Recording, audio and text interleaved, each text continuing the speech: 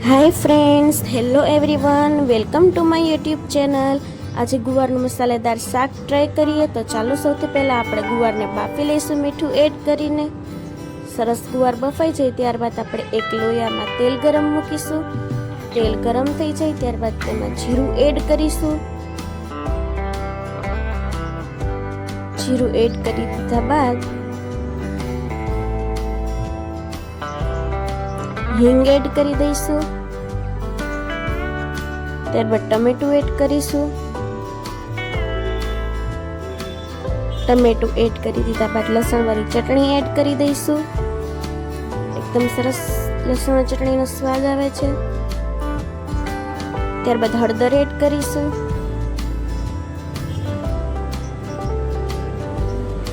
ત્યારબાદ આપણે તેમાં ચટણી પાવડર એડ કરીશું।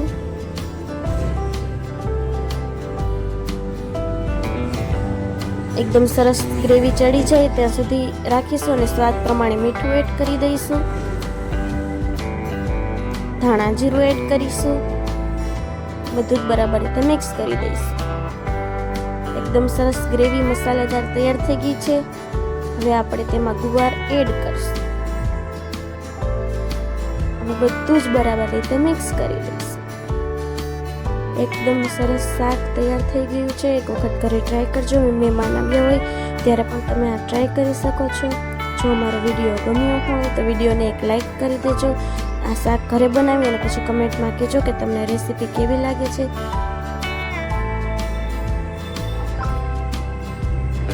એકદમ સરસ શાક તૈયાર થઈ જાય છે। તમારા ફ્રેન્ડ સાથે તમે આ રેસીપી શેર કરી શકો છો। થોડી ખાંડ એડ કરી છે જેથી અહીંયા ગુવારનું શાક કડછું ન લાગે।